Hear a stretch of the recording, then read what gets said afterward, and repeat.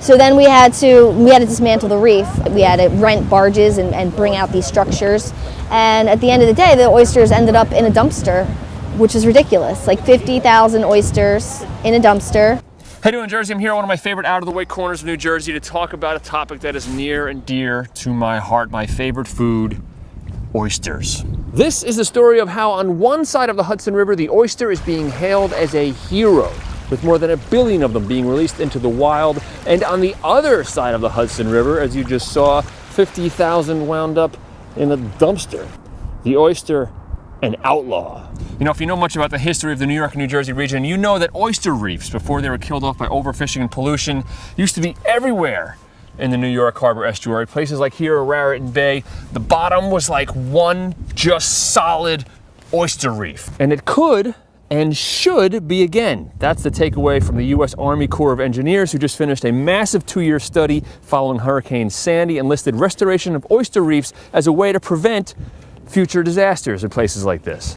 Maryland and Virginia have active oyster restoration programs to help clean up Chesapeake Bay, and since Hurricane Sandy, New York has been going full bore.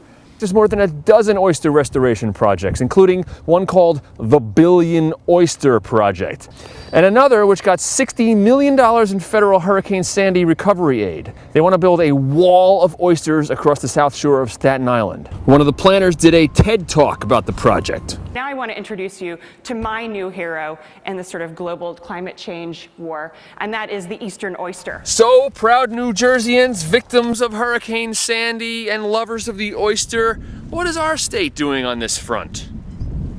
Well, we've banned them. Yeah, we've banned oysters. The ban applies to oyster restoration projects in waterways considered polluted, including Raritan Bay and the waters of New York Harbor. The 2 reef projects underway in Red Bank and Keyport were ordered pulled from the water 5 years ago. Like if we didn't take out the reef, we were going to start getting fined every day that we had the reef in. Here's what happened. DEP staffing levels are very much depleted, and officials said they just did not have the resources to patrol all the shellfish beds in New Jersey, including the bigger working oyster operations in South Jersey.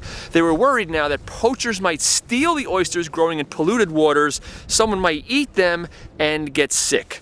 They are not, a DEP spokesman told me, risking people's health by possibly having one of these oysters enter the marketplace. So yeah, they're so concerned with seafood poachers sneaking up in a boat and pulling oysters, most of them too small to sell, out of reinforced rebar cages and then selling them to someone who might get sick, that they have put the kibosh on what scientists say is one of the best ways not only to protect the shoreline, but to clean the dirty waters that are too dirty for oysters to grow in. To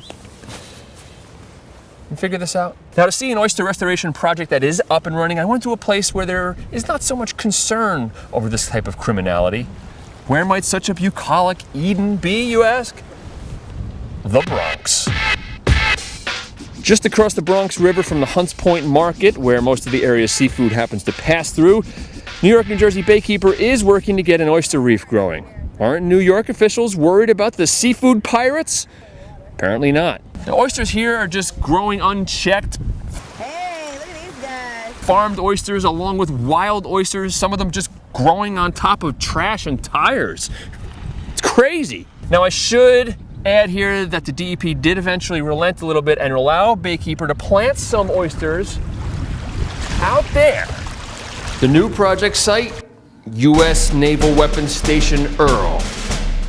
So it seems the only place we can safely allow oysters in Raritan Bay is within firing range of U.S. Navy gunships. And there is one small glimmer of hope for our beloved bivalve in these parts, a bill in the New Jersey legislature that would lift the ban on educational and research-based oyster gardens.